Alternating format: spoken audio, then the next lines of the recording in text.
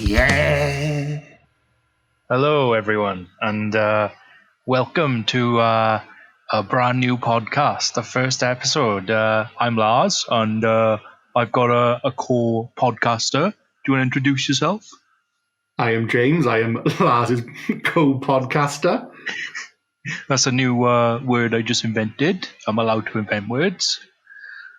So, yeah, that's the introduction. Yeah, so I think today is our first episode, so I think we should talk about a few things about me and James.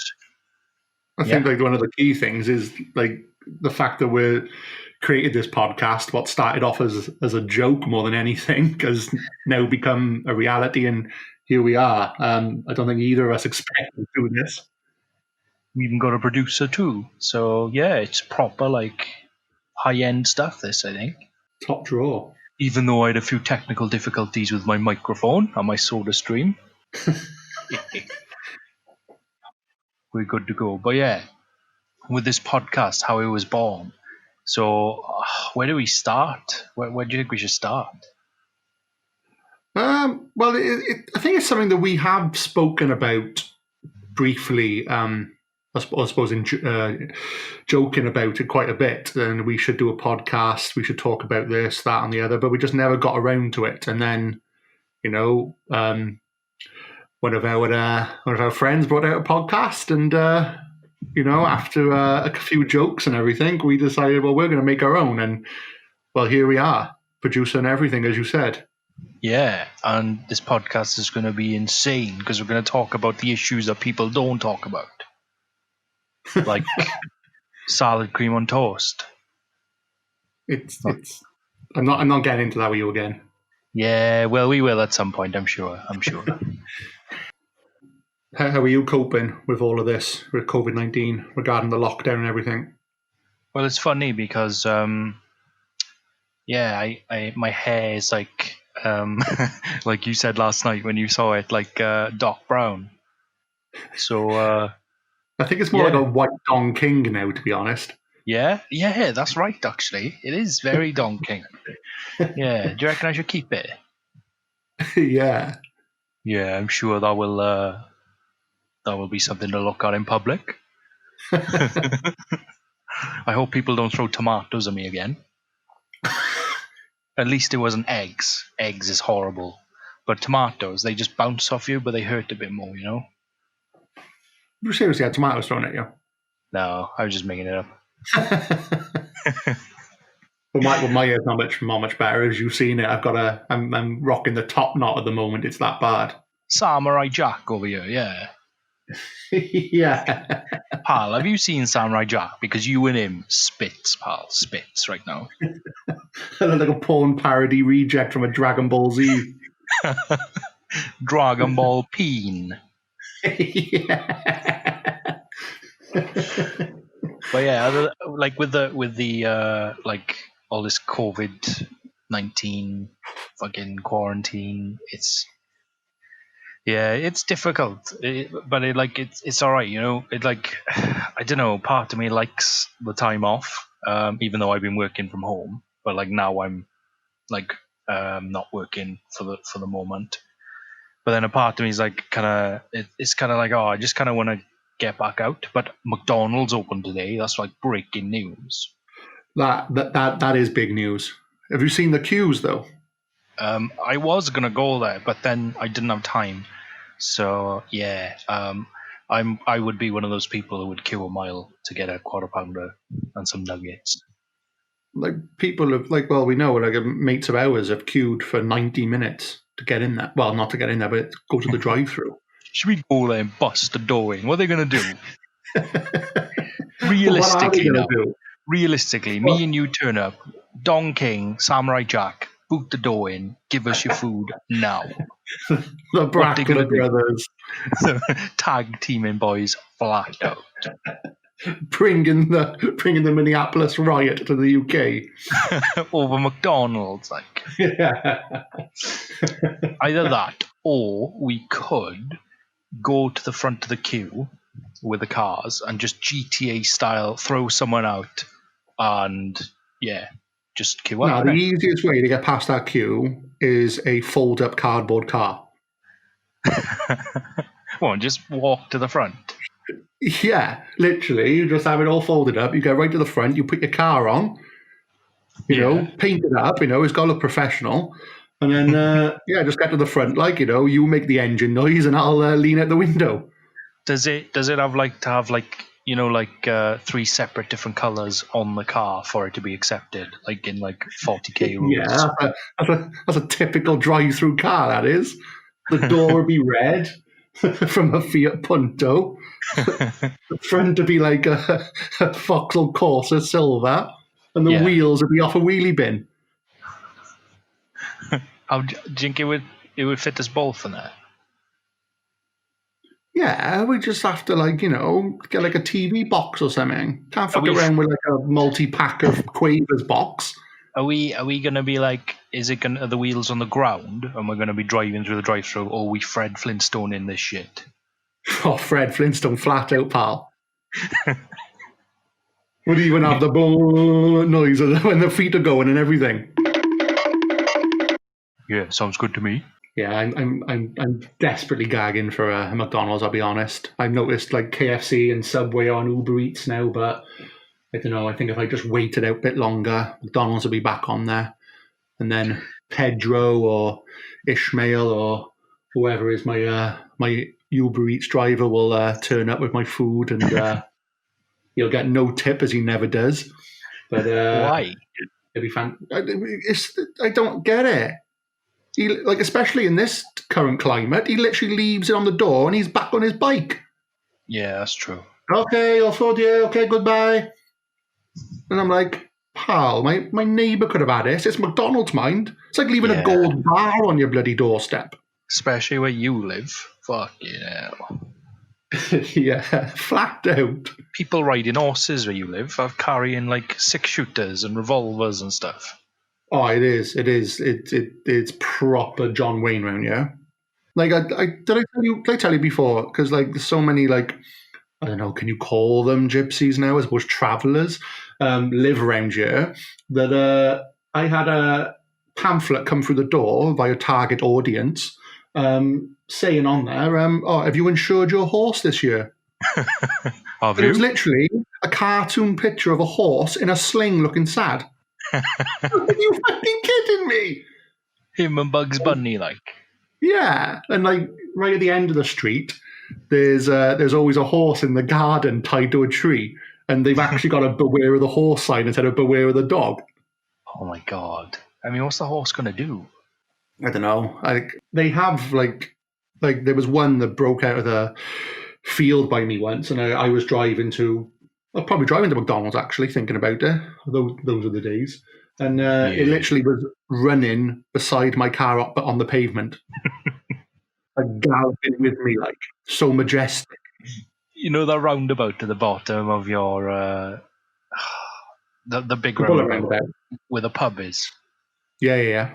Yeah, I remember before there was huge traffic queues because a guy was riding his horse and cart up by where you live. Oh, it's mental. It is. No insurance, mind. No insurance. 1 horsepower, mine, pal. 1 horsepower. Yeah, it's not much better by you, mind. Yeah, I live next door to Alcuin, the king of the realm. Yeah, king of the realm. I saw him the other day. He has this giant grass skimmer thing, and it's 2-handed. He had to put it on a machine. It was insane. The boy's 80 something. He's just constantly patrolling the area, I know. For those that don't know him, it's if you ordered Gandalf from Wish.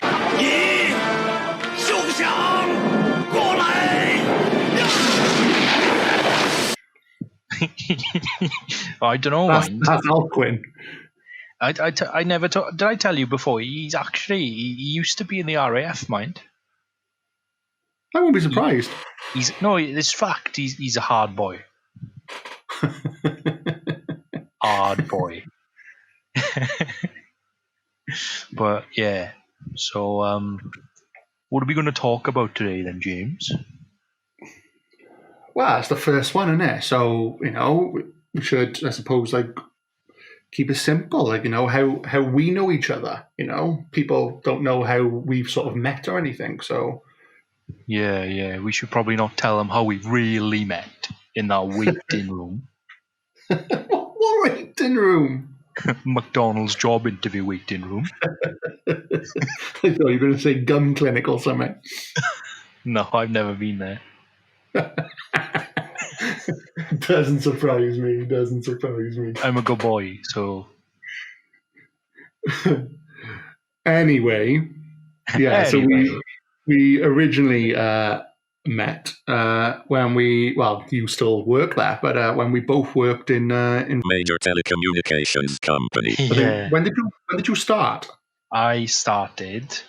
Technically, I started February 2013 as an Adecco temp. Same as me. Yeah. But you were there, and I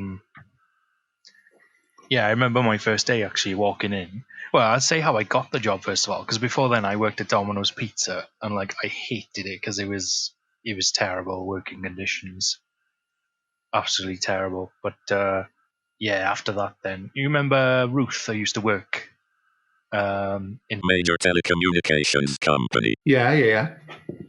Yeah, she told, because I was quite good friends with her, she told me that she was leaving, and there was an Adecco temp vacancy, and if I took it, and when she left, I'd automatically get a job interview. So I took hell of a risk and went for it. And yeah, that brings me to the first day when I walked in ready, and I walk into the back office to Smithy throwing a mouse at the wall. Do you remember that? he had a I would say a unique managerial skills. It is the most PC and polite way of saying it, I think. But yeah, my first day, I walk in, I see him throw the mouse at the wall, and then there's you, Tom, Toby, and Seb standing there, dead silent, as I look across the room, and I'm like, whoa, this is really awkward. And Smithy turns around, and he's like, oh, you're Lars, you? Oh, yeah, I'm Matthew, yeah, I work here. Yeah, well, welcome to your first day. Fuck's sake! Yeah, and you'll be with Tom today. And I was just like, okay. Oh, yeah, he was a character. I remember some of the sayings he would come out with.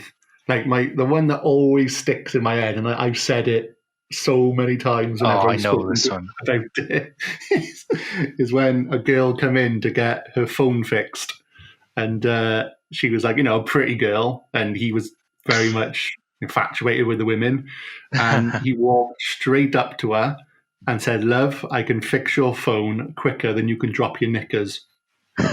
And he was just welcomed with dead silence. Her face was just oh my God, absolute shock. I didn't know what to say or do, and I was just standing there. I couldn't go anywhere. You got to keep your customer service face on, so I'm just smiling like a fucking idiot after he's just verbally sexually harassed this woman. Some of the stuff he would say, he would also he's referred to some of them. One girl was from down sort of the I think she was down Rasili way or whatever she was from, and he just go, so you must be a flower from the Gower then. And there was just some cringy stuff like that he would come out with. I've heard that. But he's a good guy. He was just very short-tempered and very old school in his flirtatious ways. Yeah, he was great though. I learned so much from him, about selling and just everything really. And it was more what not to do in situations really. But yeah. But you wouldn't learn anything about systems from him. Oh no! I remember I would speak to Katie, I think, was the manager at the time, and I'd be like, I need help on the system. So I was like, oh yeah, Smithy will help you with that. And I'd go to him, he'd be like,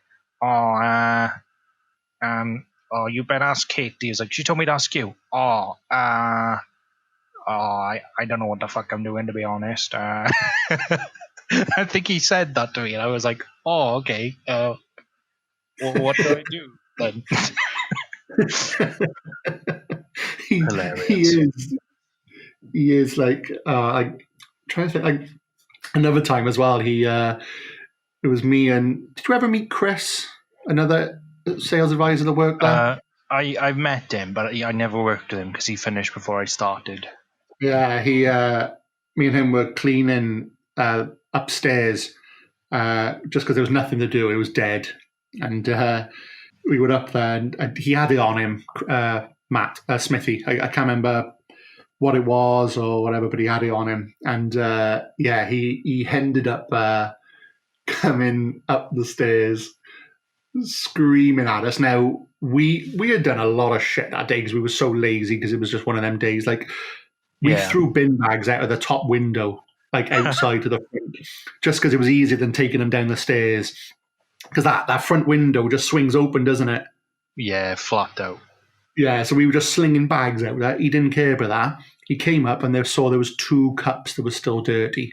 And he went mental. He was going to put us on an action plan, mind, for not doing the cups. No, that was it. No. He wanted to bypass the action plan. He wanted disciplinaries. And I said, I love to find out which manager is going to turn up from a different store to talk about dirty cups with us. Did you say that to him? Yeah. I bet he was fuming. Oh, he was fuming. He was fuming. If he could have got away with strangling me then, he would have. Oh, yeah. He's so... I think we're going to have him on someday, I think. He is a good laugh. Like, I haven't spoken to him in a good while, actually. But yeah, he's a... We're not painting a good picture of him, to be honest. But no, but he's so fun. He is a really cool, sound person. Yeah, and despite all that, he will do anything for you. Like, I know... Yeah, when I was going through my my divorce, he was the first one that jumped on to help me. He was like, right, you're coming over mine tonight. I think we were watching Breaking Bad at the time. It was that long ago, and he was just saying we're going to watch our now. We're going to get beers in. We're going to get fucking howling. Didn't tell his missus any of this, mind. And so that was awkward. And yeah, he'd do anything for you. He is a sound guy, but. So yeah, it was a good few bunch of people there. You mentioned, Tom as well. Who's what? Tom. Yeah, the other guys that worked there. So you mentioned Tom was there as well. He was. Is he still there now? In major telecommunications company in general. I think he is. I think so. I'm not sure though. I haven't spoken to him in ages. The thing with Tom, I always remembered that he could never have time on his own. He could never have time on his own. He would literally go and have a shit just to have a break, because if he was on his lunch, we could be up there. Tom, someone's asking about this. Tom, someone wants to know, how do you do this on the phone? Because he was our tech advisor. And he could never be left alone. And I remember one day walking upstairs for my lunch, and I heard, I think it was Gemma or Ali or one of the girls banging on the toilet door while he's laying cable. I can imagine him asking him questions. Oh, that boy had no peace whatsoever. Yeah, I remember going up when he was on his lunch, when I first started. He said, "Oh, Tom, do you know how I do this?" He was like, "Can't you see I'm on my lunch?" And I was like, "Yeah, but how do I do this?" He was like, "Oh, just leave me alone." And I was like, "Whoa." You remember, I told Smithy once that he was rude to me, and Smithy went in the office with just them two, and ripped him a new one. We could hear the screaming from the shop floor. Oh my god, that was insane. Yeah. And you also had Toby. Did you mention Toby? Yeah, Toby was there. Oh, Toby, good boy he is. His birthday was 3 days ago. Or 2 days ago. Yeah, 2 days ago, yeah. June the 1st is his fake/real birthday. Yeah. Well, I think I started with because I found out your birthday was March the 1st, and I was April 1st, and then Gareth was May the 1st, and then Toby was actually like May 17th or something. But I said, no, Toby, you're June the 1st, okay? You're June the 1st now. And he was just like, That was oh, it. yeah, whatever, yeah. But yeah, since then we spent weeks like saying, oh yeah, Toby, your birthday's coming up soon. Your birthday's coming up soon. And he was like, no, it's not. No, it's been. It was the other day. Because didn't we we planned this probably in like April or May? We said like, oh, this is what we're gonna do. We're gonna completely ignore his real birthday, and then on his fake birthday, we're gonna throw him like a huge party. Yeah, exactly. Like, he's such a timid, sort of like gentle guy, but you wouldn't look. You look at him, and he's like covered in tattoos. He looks like he's like an extra from Football Factory. But Toby the knife. Yeah, he's been pulled over 3 times, hasn't he? Because he looks like sort of like criminals, and like they're saying, "Oh, you've matched the description of this person we're looking for with a knife." Yeah, exactly. But hence the name Toby the Knife was born. Yeah, Toby the Knife. But yeah, he when we ignored his birthday, he didn't say anything. Do you remember? Let it go. I know, but do you remember when like all the different nicknames we had for him though? Like Tobias the Strong when he was like selling loads, and when he was on tech, we'd call him like Tobias the Naive and stuff. Oh yeah. Always some ye olde Game of Thrones kind of style name for him. But yeah, you remember when we were planning that surprise party? It was a Sunday, and no one ever wants to work Sundays. But I always worked every Sunday because I was part time, which is fine. We like planned everything. We got a cake. We bought him like Batman socks, and you sent me to the shop to get like party hats, and I came back with pirate hats. Oh, it's so. Oh, I just couldn't believe it. I was rushing because I knew he'd be there by 10:30. Like, we never got there till 11:15 because we opened at 11. Yeah. But I knew he'd be there at 10:30 because he's always there early. So I got there at 10 o'clock. So I got there an hour early just to do this. We bought him a £10 Batman cake. We bought him socks. We bought him one of those T-shirts that says, "You don't want to see me angry," and then you lift it over your head, and then you're the Incredible Hulk, because we always called him Hulk because we knew he was so timid but had the strength that one day he would snap and just kill us all. So we've always joked he was Incredible Hulk. So we bought him all this, and I was putting up all the bunting, and I said, right, you've just got one job, Lars. Just go to Tesco's quickly and get me party hats. I forgot to get them. Yeah, no worries. And off you went. And back you came, and you had this fucking paper pirate hat on. And I was like, what? I actually went to Poundland. She didn't even go to Tesco's. I went to Poundland and found pirate hats. And I was like, yeah. So I thought that would be more fitting, and it was.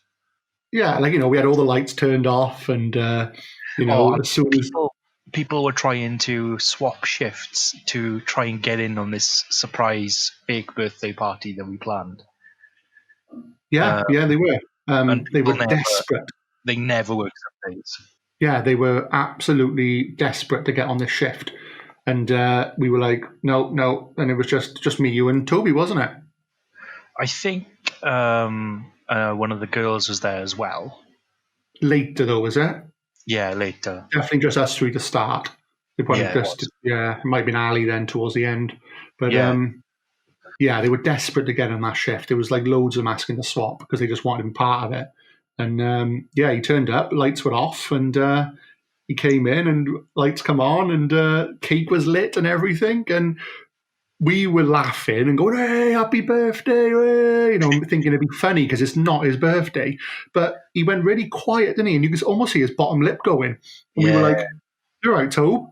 And he saw this Batman cake because he loved Batman. We gave him the Batman socks. We made him put the T-shirt on, and Lars had a photo in his fucking pirate hat with him.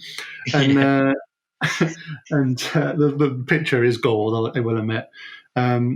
But yeah, and then Toby looked very quiet, and he said, "This is more I've been given more in this birthday than I did in the one in May. And we were like, okay. So, and he was truly grateful for us for doing it after all that. Yeah. It was, you think he really, like, I wasn't expecting that reaction from him, but yeah, I think he was like really like touched by it. Yeah, like he took it all upstairs, and he was up there for about 5 minutes or so. And I think he had a little bit of a wobbly bottom lip, like. Yeah, wobbly pendulous testicle. Yeah. Yeah, and that as well. Yeah. But and I remember one shift with him. It was after a night out. It was, and it was me, Gareth, the one that was birthday was May the 1st, Ali, and Toby, and it was a Sunday. Yeah. And we were all at different stages of drunk from the night before. So I was horrifically hungover. Toby was sober because he was teetotal. Gareth was still paralytic drunk, and Ali was at the stage of coming from drunk and going towards the angle, which was a little bit tipsy still. That was it. Yeah. And then our regional manager turned up. Ooh. And he said, I need one of you to help me to go through. He needed to look at marketing from all the competition. Yeah. Well, one of us was just giggling at anything. Gareth. He was dealing with tech all day because I couldn't put him near sales customers. Yeah. Ali couldn't do anything, and I was at the point where I was gonna puke. So we had to give Toby over, and he was the only sober one that could have served anyone. Yeah. It was such a horrific shift. People were coming in, and I had to go to Poundland, funny enough, and buy cheap knockoff Lynx body spray and chewing gums, and just like plaster it all over Gareth because he just stunk of like an overused beer mat. Hey, he's not the only one who's turned up to work a right mess, so is it? Yeah, that was different though. That was New Year's Day. That was like there was no need for us to be open. I know. What he's referring to is that I kept all the way through my shift from beginning to end. I just slept upstairs, crying basically because I was in so much pain. And I had to stop because I had to pick him up because you were at a party in Clonechy, wasn't it? Yeah. And I lived in Clonechy at the time, so I picked him up because he was literally staying just up the road. And I had to stop like on where was it? Swan Carmarthen Road. It was on Carmarthen Road by we're like opposite side of Tesco's where PC World and stuff is. It was where like M&S Food is. It was by a bus stop, and I threw up. I went out of the car on the main road, ran to the bus stop, and I projectile vomited everywhere so violently I scared the old woman that was in the bus stop. And then I saw a broken umbrella in the corner covered in fucking rain and dog piss and everything, and I ripped the fabric off it, wiped my mouth with it, and got back in the car. Yeah, and I was just sitting there the whole time in my KA looking at this woman. And then we just sped off to work. Yeah, but it worked though, didn't it? It was a good dynamic. Yeah, it was good though. I mean, we served one customer all day. I remember. Well, so it was like fine because you were like dead in the back or upstairs to begin with. That's what that photo is I got of you like absolutely like fucked. Kipping on my bag. Yeah. Oh yeah, that was crazy. So rough. I was so rough. But yeah, and until that day, I've never drank the day before work ever again. Really? Yeah, I just couldn't do it again. It was so rough. But some of the customers though we dealt with as well. Oh yeah. Oh my god. Like I know people in phone shops get a lot of bad press, but I remember there was 2 customers I can think of. They would literally come in and say to me, I'm trying to think. Oh, that was it. We had one of them come in. This one woman, she was like, must have been 50s, sort of like a heavier set woman, and she come in with her husband, who was like the skinniest guy you've ever seen, and he was a photographer. And at the time, I was the business advisor. Yeah. So they went, "Oh, James will speak to you now." So I'm speaking to him and going through everything with him. And he went, "Oh, great, great." And then I passed him on to one of the girls then to go, right, and I think I sold him a one net. I think, I managed to get him on that and, on the business package. And then one of the girls then was showing them some phones. So I kind of did the sale. And then they would take it from there. And as he went away, his wife or whatever came over to me and she went, "Oh, he's a really good photographer." I went, "Oh, yeah." She went, yeah, look at some of the photos he's taken. And she got her phone out and she was showing me these photos of like, I don't know, he was taking photos like weddings and things. And oh, that's nice. And then she was like, "Yeah, they're all lovely." And there was pictures of like the sky and flowers and stuff like that and all the typical cliche bollocks. And then there was one picture then of her sort of draped over like one of those Chez Luge sofas. And I was like, "Oh, okay." And she went quiet, but she kept looking at me. And she scrolled to the next one, and it was her, like, covered in nothing but a bed sheet. Oh. So you could see, like, you couldn't see anything through the bed sheet, but you could see outlines of, like, nip and stuff like that. So I was like, okay. And she kept staring at me to get, like, my reaction. And then she swiped it again, and it was her topless, completely in just like underwear. Did she know this though? Yeah, she saw it and she just kept looking at me and she went, she said, "Great photos, in they?" And like, I had to say, "Oh yeah, nice." And then she I can't remember the exact wording she said, but she was more or less going along the lines of, he works 9 to 5 and his office is like away from the house. Yeah. And I was like, "Oh my God." Okay. I was like, right, okay, I might be putting 2 and 2 together here and getting 5, or she is putting on the thing, like, but yeah, really awkward.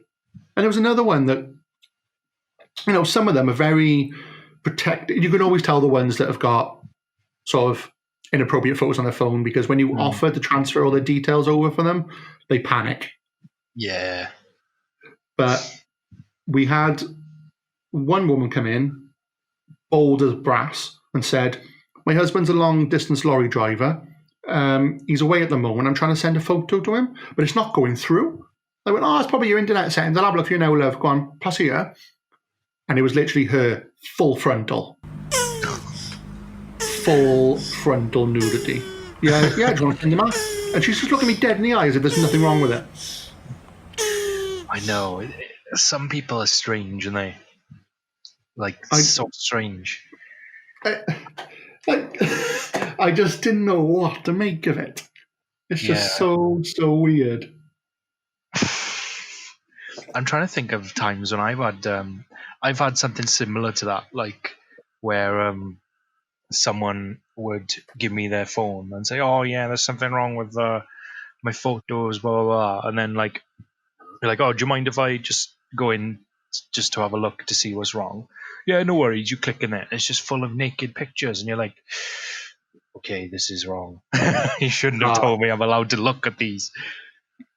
I had a family come in. The typical nuclear family: husband, wife, daughter, son, and the father. They look like butter would have melt. And he said, "Oh yeah, I'm just having a bit of issue at the moment. I can't seem to get on the internet or something like that. The typical stuff." And I went, "Okay, no worries." And so I went onto his phone, and just before I went to settings, there was an app there, and I went, "How is that?" Fab Swingers. Oh yeah, I remember you telling me about this. Which I discovered is an app where people meet up to swing, like couples. And I was like, "Oh, what the hell?" Like, husband and wife just smiling at me, daughter and son there. So I went, right, okay, so I just ignored it, went into settings, sorted everything out, And then as I press the button to close down settings, it brings up all the windows, everything open. Well, there it is. His wife's bush in my face. His wife's And she's smiling at me like a daft prick, like right in front of me. And I'm like, what the hell? I just seen her dead head jog, like, and she's just staring at me like that. Oh. What about that guy you came in and grabbed your arm flat out? Oh, wow. Go on, I'll let you tell it because I know that you love this story. Yeah, we were both standing like at the front of the shop and waiting for customers. I think you were shop floor managing. Yeah. So you were like, people are coming in, you take their names and then assign them to someone to help them. And I was like standing next to you because I was free. And these two guys I think came in, and one of them was it his dad? Well, he wasn't there to straight away, but yeah, it turned out it was his father. Oh yeah. It was the other guy first of all, wasn't it? Yeah. Yeah, and I think his father was his carer. I think. Yeah, he was. Yeah. And when he came in, he was a huge guy. Like he was bigger than both of us. Like, and he was quite intimidating. And I think you said to him, like, "Oh, can I help you, sir?" And he just looked at you as if you asked him, like, to. As if you asked him, like, "Oh, you fucking." It's as if I broke his favorite toy. Yeah, pretty much. And yeah, he looked at you with those eyes, and then it was like this howling scream, and he grabbed your arm, and as he was squeezing your arm, this intense scream got louder. And, his hand, just to interrupt, his hand was like the size of a silverbacks. It was ridiculous. Oh, I know, it was scary, and I was saw like, your think of elbow. Hellboy's big hand. It's like that. And you know when he was squeezing like your arm, I could see your arm like going purple, and I was like, shit. What was the noise? It was like, very much so. It was like an angry teapot. It was just like, it was terrifying. Oh, and then yeah, make of it. But at that time, you know, I didn't realize he was like, you know, well, neither of us realized he was special needs. There was nothing that stood out. It wasn't until his father turned up, put like his hand on his shoulder, and he just instantly calmed down. Instantly. Yeah, it was really strange. I'll never forget it though. That noise he made when he squeezed your arm. That was it. His hand was bandaged because he hurt it. Yeah. And he kept showing it to me. So what he was actually doing was saying, holding my hand to say, look at the injury I've sustained. But I looked at it as, look what you fucking did to me. I'm not letting go until your hand is also broken. You prick. Yeah. Oh, God, horrible it was. Yeah, it's not a safe environment, retail, I will admit. No, I've, like, how many times have we seen, like, Toby throw people out of the shop? Or Smithy get into, like, fights with people in the shop? Oh, like, it was so insane. many. I was quite lucky. All over, like, 20 pence of a bill or something. It's just ridiculous. Yeah.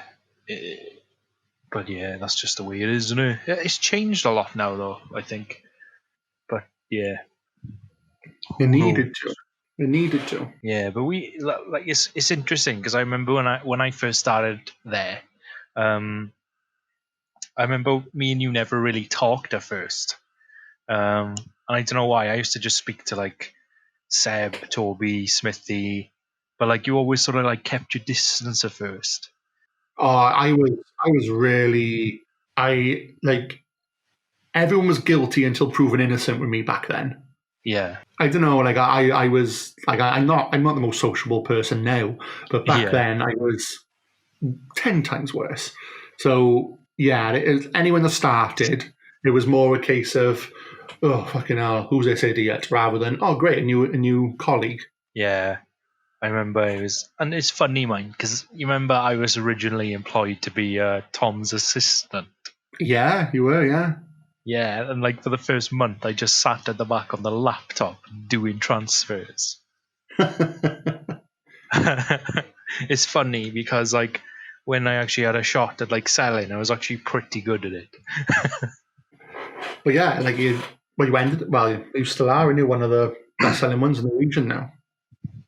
Yeah, it's good. It's hard though. But I'd It say is difficult. Oh, I bet, Yeah. especially the prices of everything now as well. But I remember when you first started talking to me, it's because I think you asked Gemma about The Walking Dead, and she said, "Oh no, I haven't watched it." And then I was like, "I'll be here." I was like, "Oh, I watched it," and you were like, "Oh, did you watch it?" Yeah, and I was like, "Yeah," and then that was it, then, pal. That was it. That was it. What? Did we just become best friends? Yep. We gained our friendship over a show neither of us watch anymore. Oh, I know. I stopped watching that ages ago. Like, I don't know what it's like now, but yeah, it lost me. I love that show. That was actually how we. I don't remember how it all started with us. So that was it, was it? Yeah, and then you said that you read the comics online, and I said, "Yeah, I've read some of the comics as well." I actually lent. I actually still have. I think Ash's compendium for The Walking Dead. I think I still have it, or did I give it back to him? I don't know. We'll have to ask him. Yeah, he'll definitely let you know. Yeah, I'll have to look through all my millions of books. Our producer Ash is now saying, "Yeah, you did not give it back to him." Oh, didn't I? I must still have it in Ash. Do you want it back? Yeah, I might have jizzed in mind, but if you want it back, that's fine. That's fine, though. Yeah. I'm not cleaning it. So was I your first ever friend then, pal? Mine? No. Well, actually, yeah. Now that you mention it, yeah, that was my first. You were my first and only friend, pal, at the age of 23. It was so lonely before me, wasn't it, pal? Oh, it was such a bad time before you, pal. Like, I was going through loads of shit, and no one was there for me. Yeah, no one at all. Not a single person. You were the only one there, pal. I dragged you out of that little ditch of depression, pal. Yeah, dragged me out with a lasso, and you were wearing a cowboy hat and some slacks. And you were there with the same hair you got now, big beard with a bird living in it, covered in your own shit in a nappy. Yeah, pretty much. I had to teach you English and everything. Yeah.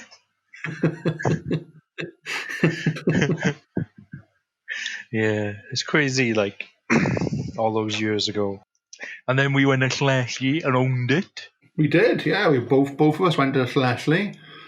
I went as the assistant manager, and I dragged you over. But they did not want us together, though, did they? That was hard, getting you into Leslie. Yeah, there were some obstacles, but it was the best thing, overall, I think. And I'm sure we, like, had store of the year. Not store of the year. For the month, we were like the top store in the company and stuff. So. We had store of the year region wise. Once, and then we had sort of store the region monthly multiple times as well. Yeah, I was earning so much money. It was crazy. Yeah, you were doing all right actually for such a small store, like. Yeah. What about you, man? You were earning loads of money, you were? Huh? You were earning loads of dollar. I wasn't commission-based, I wasn't. Yeah, that kind of sucked. But, it was that was good time, it was good time. It's good time to look back on, but I wouldn't go back there myself. Fair enough. Remember that time we went to watch wrestling, yeah? When we went to watch wrestling? In Manchester. That was class, that was. It was such a good show. Yeah, well, it was right around the time of Survivor Series, wasn't it? So it was all the invasions of Raw and SmackDown. Yeah, and that was only about 6 months after the bombing as well at that Ariana Grande show. And it was like security was tight as hell. Oh, yeah. Very much so. Yeah, I suppose that was the best time to go. Like one straight after. You remember in the hotel room after, like we were in the same room, not in the same bed. Don't worry. Even though I invited you into my bed this time. This time, yeah. Oh yeah, that other time. Yeah, I forgot about that. Yeah, finish your story first. Yeah, and you remember I went into the toilet and we all had like pizza and kebab or something ordered to the hotel. And yeah, I went into the toilet, laid one hell of a stinking one, and then came out, left the door open, and the room. I went straight to sleep, but you were there like. Oh. I could taste it on the back of my throat, like. Yep, that's what I remember of my entire time. Peppery, it was ridiculous. Oh, we should say about the story when we were in that room and with the blinds and the deposit. Oh, do you want to lead that story? I can't remember all of it. I only remember part of it. Okay, I'll start then. So it was a Christmas event. It was where end of the year awards for major telecommunications company. It was a really nice hotel. This one was in Bridgend. Yeah, it was amazing. It's such a good night. So me and Lars were sharing a room, and it was only one bed, double bed, but we made it work. So we turned up and we were rushing to get ready. So he's halfway getting ready. I think you had like it was a black tie event. So you had like shirt, bow tie, top on, no trousers yet, just your pants. Yeah. I was in the shower and I came out, so I had a towel around me, that was it, brushing my teeth. And Lars shouted to me now saying, "Oh, there's someone getting undressed in the window opposite." And I was like, "You what?" He's like, "Oh, quickly, come here." He's literally just top dressed up like as an aristocrat, and the bottom looked like some sort of homeless guy in his scruffy pants. I'm in a towel covered in like the suds from the toothpaste, and he literally pulled the curtain wider to have a look, and the whole thing just collapsed down. The curtain rail broke off the wall, fell to the floor, and all we saw across the way was this person getting changed. They looked directly at us, and we're just staring back at them. Half naked, looking ridiculous. And you couldn't even hide our face. We were like, we're definitely going to see them downstairs in a minute. It was very, very awkward. But that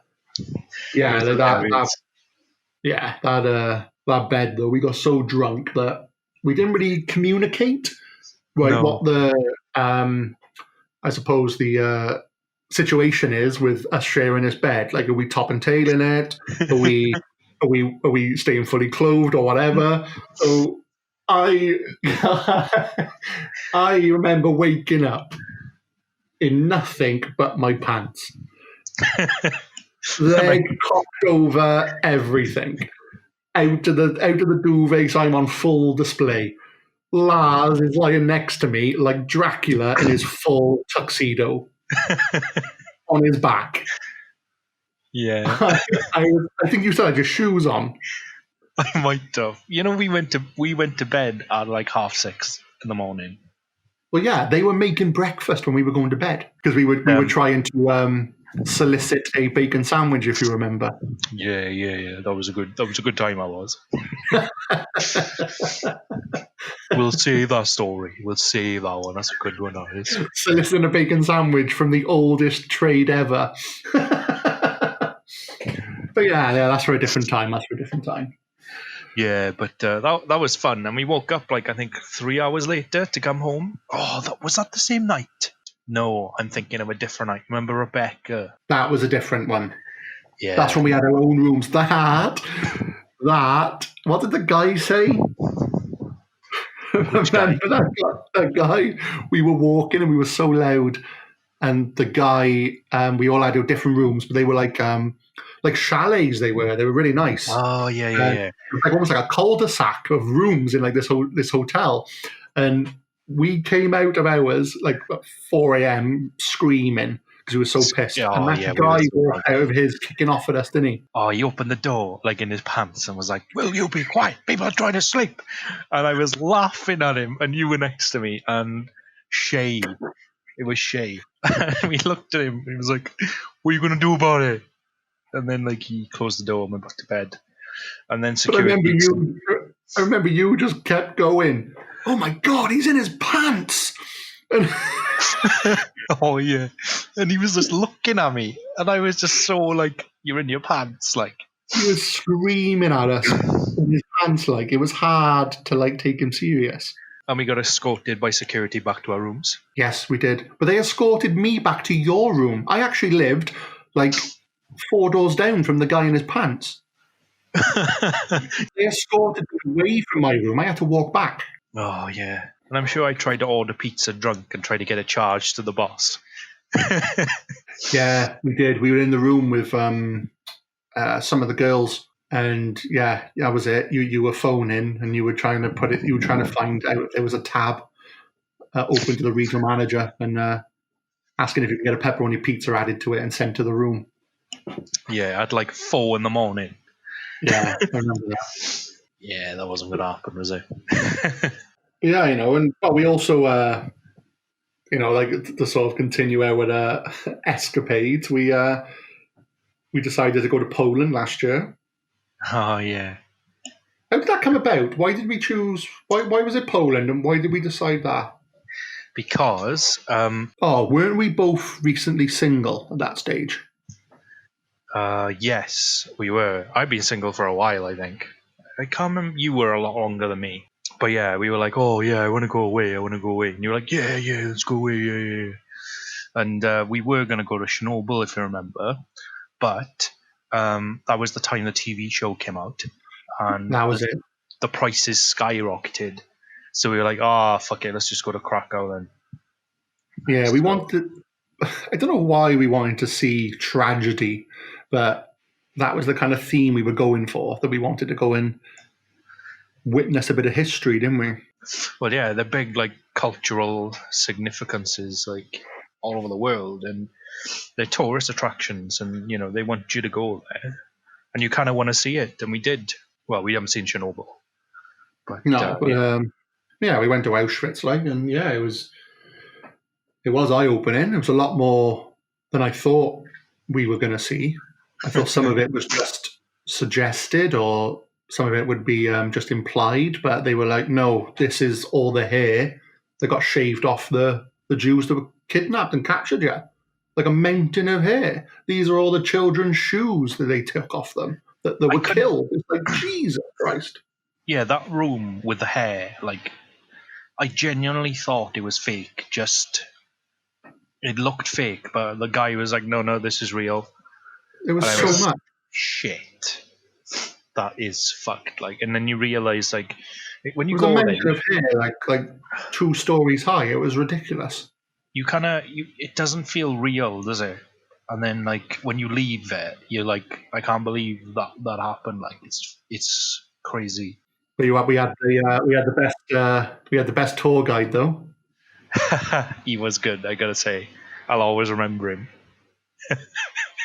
He would end everything with "of death." Everything. But we didn't realize at the start. He was like, and here is the gates of Auschwitz. They were known as the gates of death. We were like, okay, fair enough. And then he was just like going off about, this is where the women would be kept. It was known as the House of Death. And it was after everything, though. This was the way of death. Oh, like, it was... If you need any refreshments, please go to the kiosk of death. Yeah, he was like, okay, we are now going to the salt mines of death. I mean, the salt mines. Let's go to the bus of death. I mean, the bus. I also love that we've done 2 completely different accents as well. He's like a mixture of both. He was a mixture, I remember. Was he French? He wasn't Polish. Idea.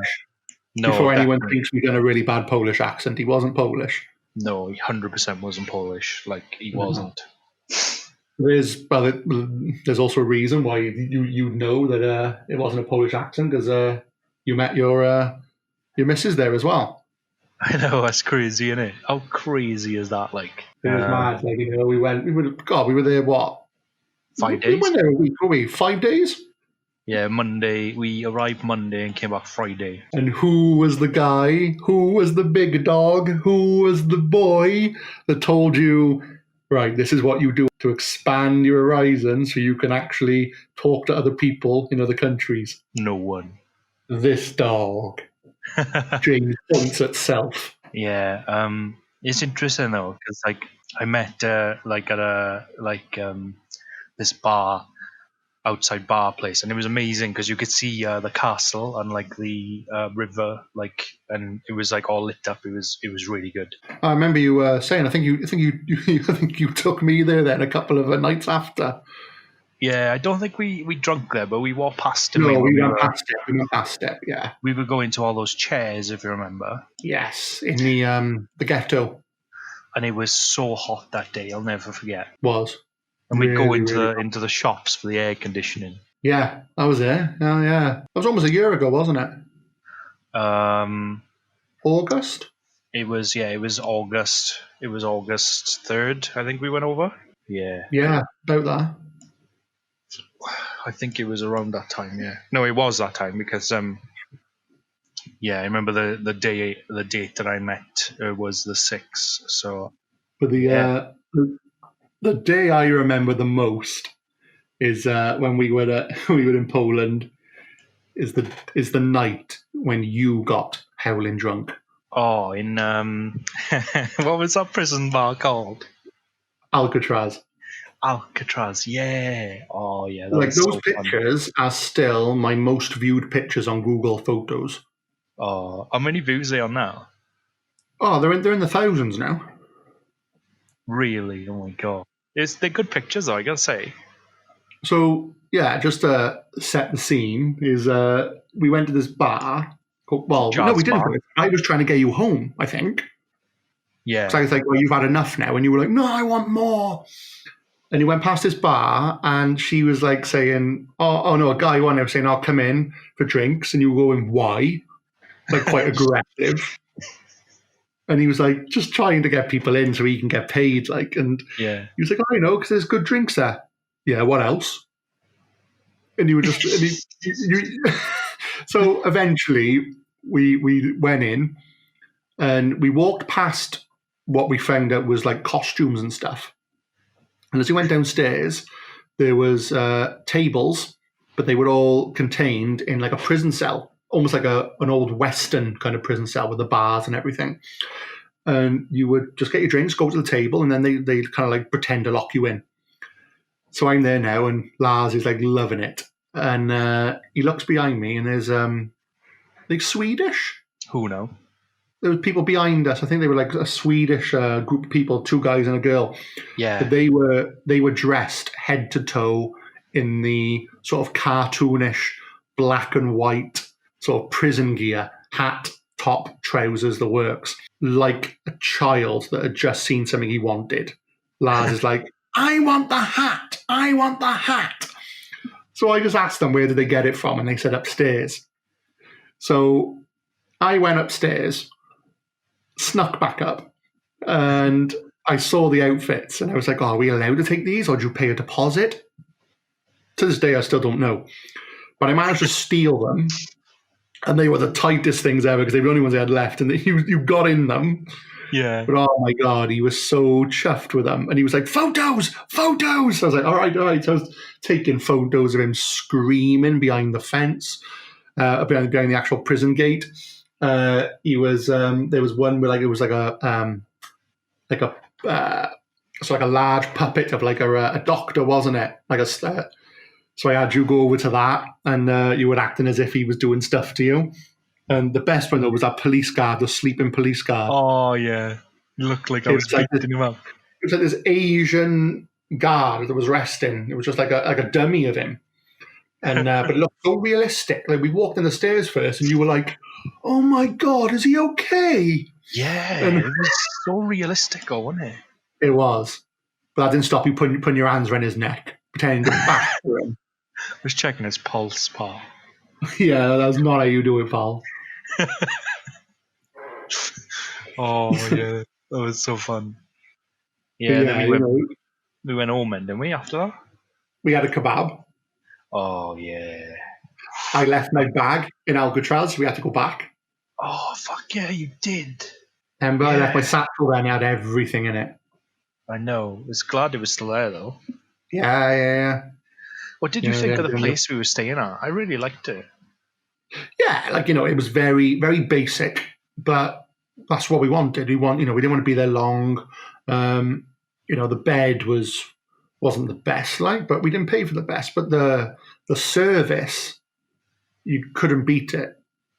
Yeah. Like the night that you went to meet your missus, first or second time, I can't remember. Yeah. And I went off and did my own thing, and I came back at 10:30, and I know the bar closes at 10, like in the hotel. So I was coming back about 10:30, ready to go up to have a kip. So we'd been up early and everything. So I turned up, and the woman was there, like getting ready to lock up. She the receptionist leaves at 11, and I turned up, and I popped in and just asked her, "Oh, what? The bar's closed?" And she was like, "Oh, no," and she starts turning all the lights on. And I said to her, "Oh, no. If the bar's closed, it's fine." And she said, "No, I'll open it for you now." And she literally turned everything back on. And she said, "Look, if you want to drink right through to midnight, I'll stay if you want to."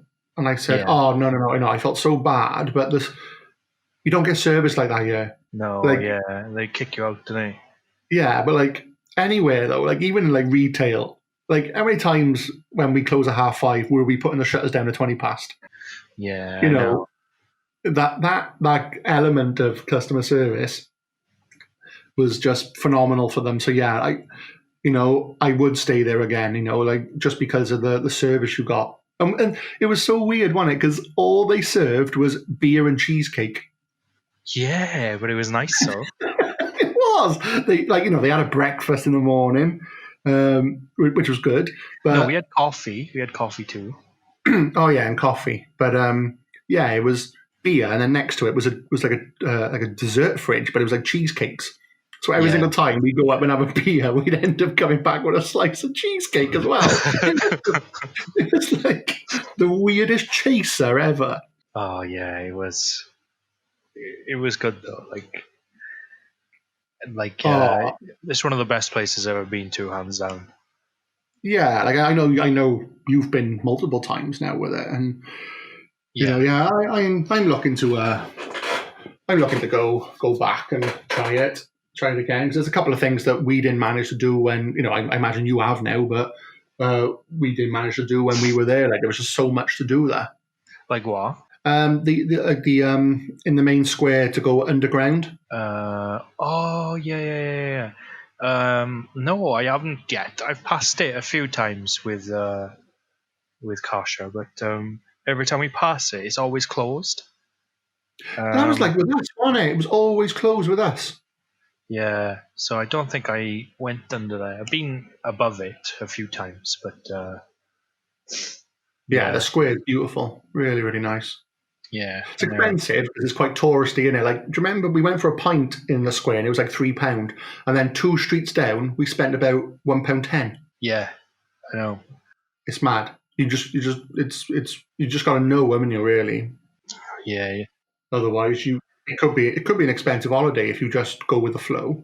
But if you start looking around, you can have a really cheap holiday there. Yeah. Oh yeah, it's really good, and it's amazing. The weather's amazing. The people there are really nice, and the place is amazing. When we went to that tour on the golf cart. Oh my god, that's a hell of a story. I forgot all about that. Should we give them this? Is this going to be our last story, or for episode 1? Yeah, I think we can squeeze it in. Yeah. Do you want to start, or should I start? Go on, you start. Yeah. So we were walking the streets. Well, it was in the square in the center of Krakow, and there were these golf carts all lined up along the side of the road where they would take you on tours around the city. As we walking past, they're all standing there. Oh yeah, come here, we'll do you a deal, blah blah blah. And we were like, oh, I don't know. We went for a walk a bit further up, and then this guy said, listen, I'll give you a really good deal. I'll take you around all the city on a nice tour. I'll do this price for you, blah blah blah. And we weren't sure, were we? and we were going for food. So I think we went for food first. I think that's the day we went for. Was it pierogi? Yeah, I think it was. Yeah. Yeah, and that was amazing. But after that, then we decided we'd do it. So we went back to the guy, and we were like, yeah, we'll take a whole tour. And he did like a deal where he took us around everywhere, like the Jewish quarters, the ghettos, the square. And It was like 2 hours, wasn't it? Was it that long? Yeah, it was long. It was meant to be like 40 minutes for one area, an hour for another. But like to do all of it, all three of them together, was about 2 hours. Did we do all three? I can't remember. Did we miss one? No, we did. No, we did all of it. Yeah, that's it. Because we got to go in that big church, and he would stop and play that tape where he would tell us the information. And so we get in there with him, and before we even start off, he reverses straight into another. Is it he reversed into another golf cart, or someone reversed into him? He did. Yes, he did. He reversed into another golf cart straight away as soon as we set off. And the guy behind him was like, "Oh, motherfucker." Blah. And then he got off and started like chopsing him and saying, "There's nothing wrong." Blah. And then he got back in the cart and he turned around and he said something. What did he say? Oh, he said, he went, my friends, I take you for a tour, then I come back and I fight his ass. No, I'm sure he said, I fight this motherfucker. No. He screamed motherfucker later on in traffic. Oh, yeah. When we were at the lights, and like the traffic in Poland is like something I've never seen before. It's like, it was almost like when you see those clips of like those little tuk-tuks going around in India. It was that kind of hectic.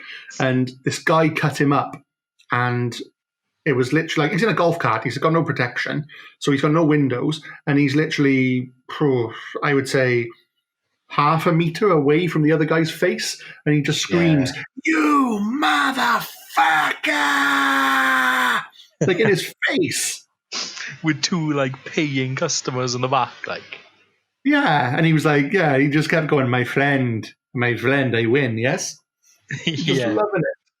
And he stopped twice on the way to speak to like his friends. And the first person we stopped at, he was talking and laughing, and the guy came in the back and literally was like, "This guy here, he crazy motherfucker. You have good time."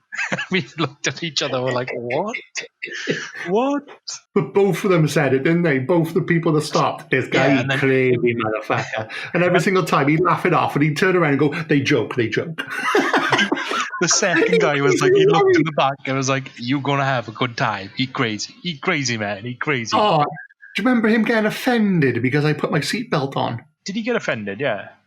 Yeah, I literally, he was driving, and I literally clipped the seatbelt in, and he turned around, continuing to drive, not looking at the road, and went, "My driving not good for you?"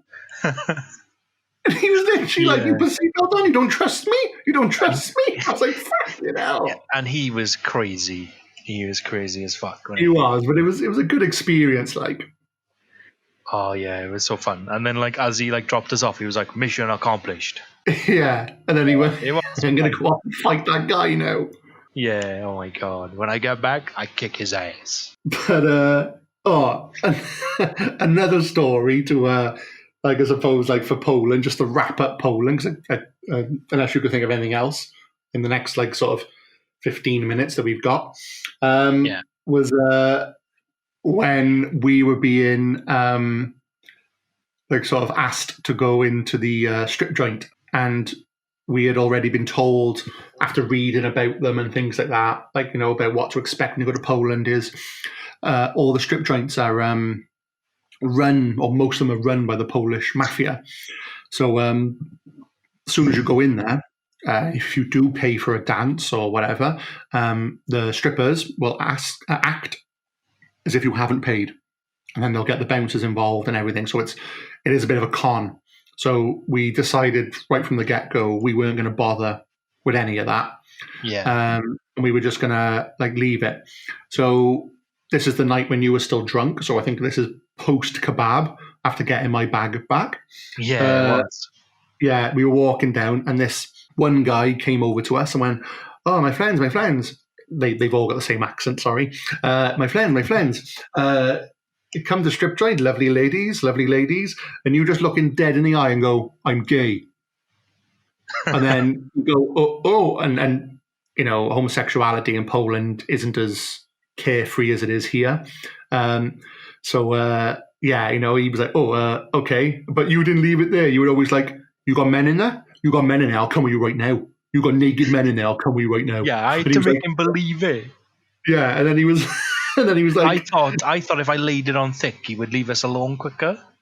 And I was drunk, obviously, so everything was amplified. Yeah. But then, so he left us alone, which was great. And then the shorter guy was there then, and he was like, oh, hi there. You come with us to, go see girls, lovely girls. And you said the same thing again. I'm gay. I like men. And he looked at you and went, so do I. And you had to play this like game of chicken with him then. And you were like, well, me and you and Paolo going on a date. And he was like, what? And you were like, come on, we're going to go for kebab now, me and you. You just had a kebab as well. Yeah, I know. You were literally dragging this guy who was on shift, dragging him into this kebab house. You were like, I'm going along with this ploy now. I don't know how far you would have gone, like. I don't know if you would have fucked this guy. No, if he said, oh, yeah, let's go for food, I would have been like, no, I was only joking, and then I would have left. You could have won that game. Know, because he chickened out before you did. I know, I won that. He could have won if he just said, oh, that sounds fun, let's go. I would have been like, oh, no, I'm going back to the hostel. But yeah, it was an experience. Funny, though. That was funny. It was good. I'd like to do it again. I'd definitely like to do it again. We'll have to come back with me. Yeah. Yeah, we'll have to. Well, maybe like me and you will go to Chernobyl next time. Yeah, I still want to go there. Obviously, when the COVID disappears, if it ever does.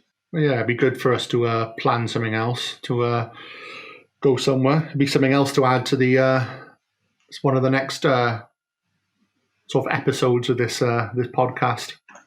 Yeah, speaking about that, the future of the podcast.